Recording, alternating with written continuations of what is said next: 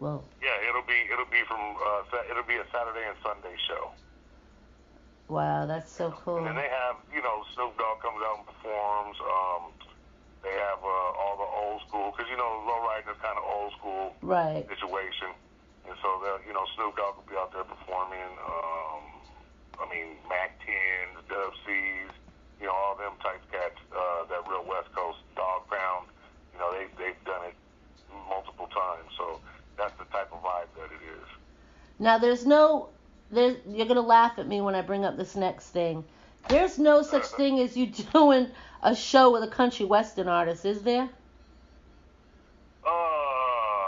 Nelly did it. You know what I'm saying? I know, but I swear that I saw a lineup with country western artists, and it was you, and who else? Oh no, not me. No, see, so then I must have read it wrong, and I kept looking at it, and I'm like, why would they be on the same show? Like, I was lost. No. And I was just like, something's not right. Like, and I see what you're saying. Like, I ain't got nothing against. Well, yeah, I do. I don't like country and western. I can't lie. I can't. I try. I really try, and I can listen. I can handle some of it, but I really can't deal with it. No, I can't. Right. Yeah, I can't do it either. And I can listen to anything. I can listen to alternative music. I used to love Linkin Park. Oh yeah, that's one of my favorites. And yeah, so I can listen to all that. I can listen to back in the day Metallica, Iron Maiden. Yep. I can listen to all of that stuff.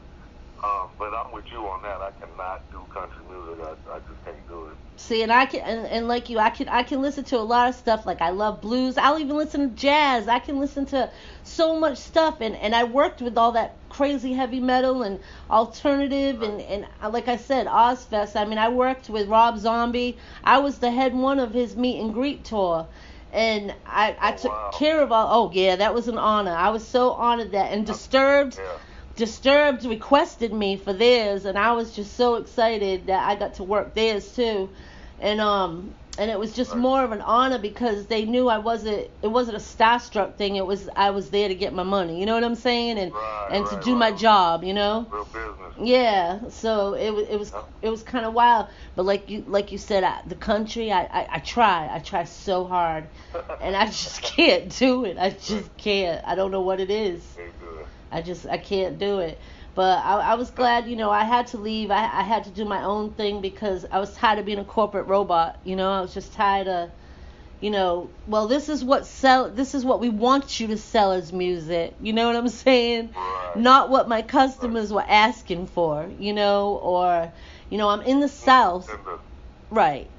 And where I'm at is, it was a lot of urban music, and it's like, what do you mean you want me to sell this, or Taylor Swift, we want you to push her. What do you mean you want me to push Taylor Swift? You know what I mean? My customers ain't going to want no Taylor Swift, Taylor Swift, exactly. Yeah, so it's like, I couldn't deal with it no more. I did it for 9 years, and I was just done with it. Like, I couldn't. Right. Yep, so I was good with it. I was good. But I'm really excited. I'm gonna have to start listening to you more and follow through and check you out. And I got cocaine tomorrow night. And Oh, is that right? Yeah, yep. So that's another thing about 2017 is that Cocaine signed me to his record label, Buddy Boy ENT. So I'm his newest artist on his record label.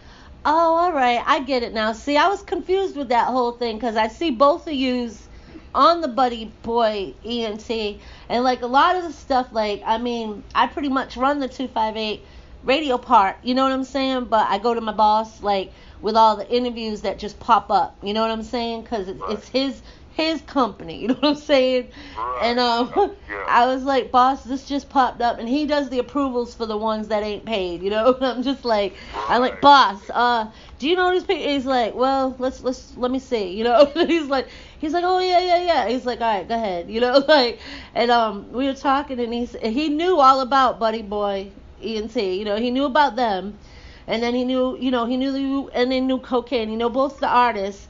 So he was like, yeah, go ahead, Kels. I was like, all right. So it was all good. But it's cool because he's like, Kels, you don't know either one. I said, I've heard of them, but I've never really listened to their music.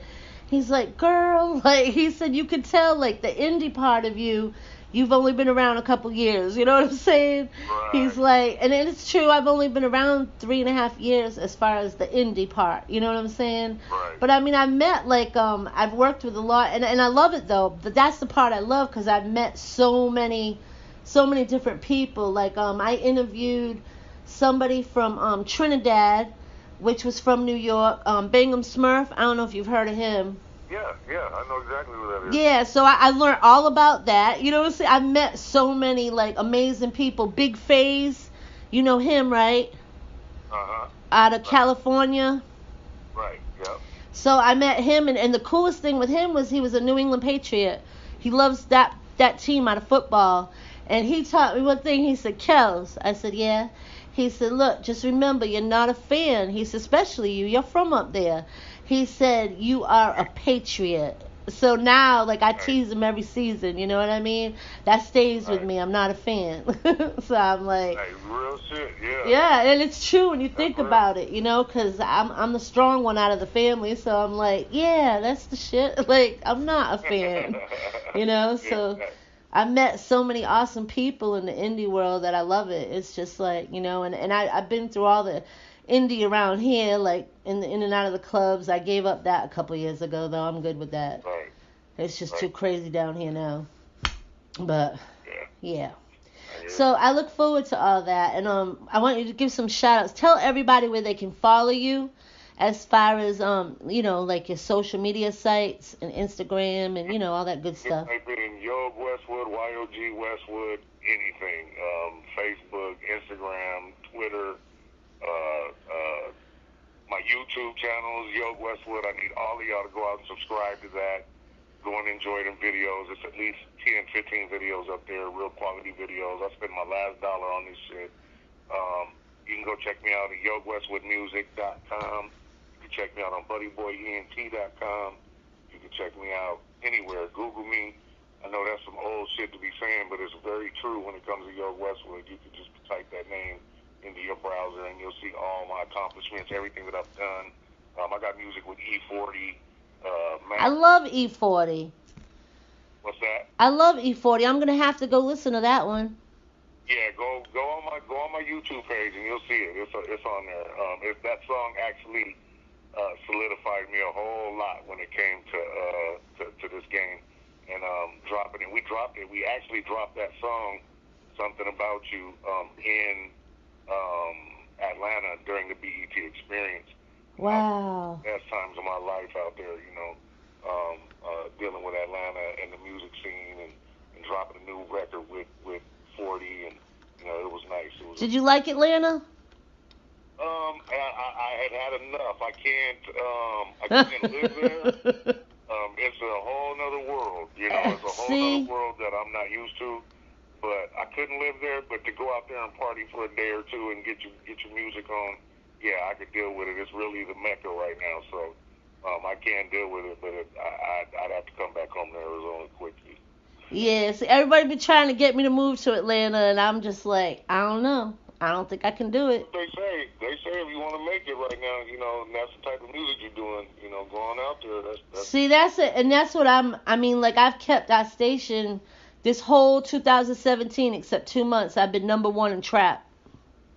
Oh, dig that. Yeah, number one out of 100 stations that are around, you know what I mean? So I've kept it there.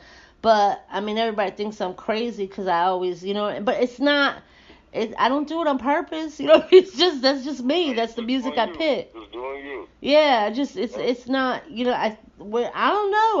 I don't know if it's my blessing. I don't know if it's my calling. I don't know what it is. Right. You know, I mean, it just happens, and everybody looks at me like, Kelly, you're crazy, but it's not, you know, and I'm not gonna try to explain it to people no more. It's just me, you know what I mean? And it's just me. But it is, yeah. This, you know, and I mean, I love all kinds of music. I love hip hop. Like, and I noticed another thing with yours too. You keep it real in your lyrics. I see too. Yeah, I just try to speak on what's real. Yeah, that's what it's like a, you know, you can feel it that it's real. It's you know, expressing. I don't know how to say it, like more of like, I don't want to say a story, but kind of like realism. You know, I grew up off of like Ice Cubes and Scarfaces, and you know, those were some real storytelling cats. MC8, you know, them cats told stories. Right. And that's kind of how I get down. I mean, I could get that pen and pad and tell you a story and rhyme through the whole thing. You know, and that's pretty much who I've been compared to when it comes to how I get down is storytelling. And you know, that's kind of how rap started out. You know, in the early days, it was storytelling instead of fibbing and lying and right, and faking and trying to be like other people. Yeah, it was about storytelling and making somebody feel what you felt every day growing up wherever the hell you grew up at. You know, right. Talking about what you see every day, and it turns into a story. But yeah, that's really what I'm about when it comes to this rhyming. Yeah, 'cause that's what I grew up with: Ice Cube, Pac, Snoop Dogg, all that, and Dre. But it wasn't.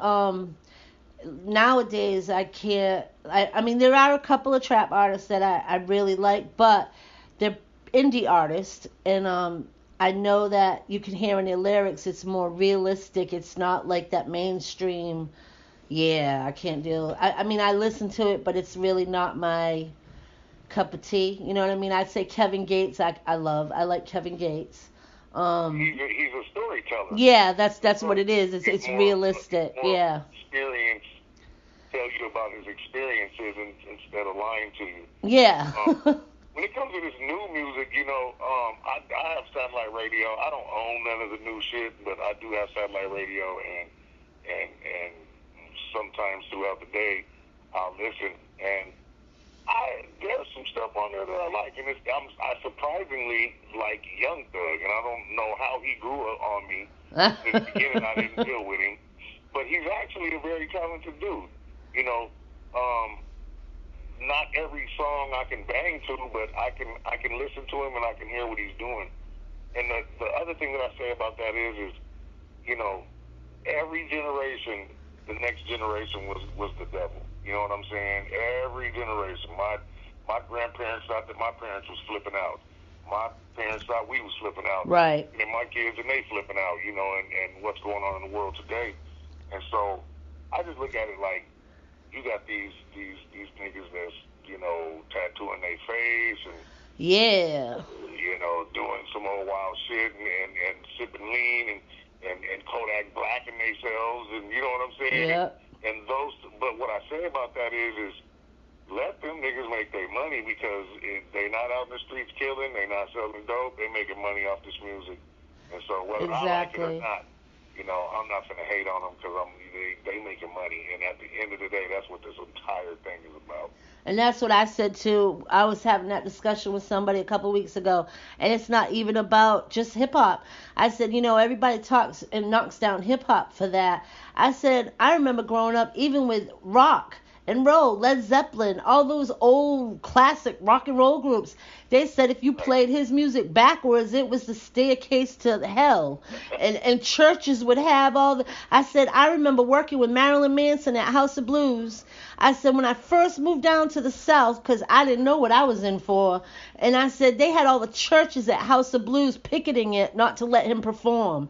And I had never seen anything like that in my life. Wow. And I was just like, oh my God, like, what do I do? Like, and if you went to go watch it, you were a demon and all this stuff. And I'm like, oh my God, like, that's just an act. That's part of his character. He's really not a devil worshiping person. You know what I mean? Like, exactly. This is crazy.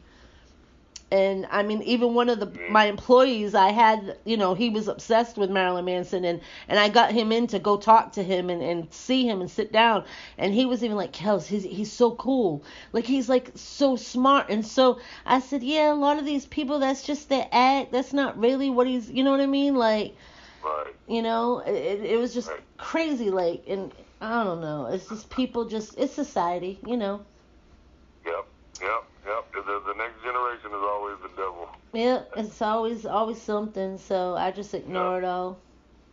Ignore it. But I will let you go. I've kept you long enough, you know.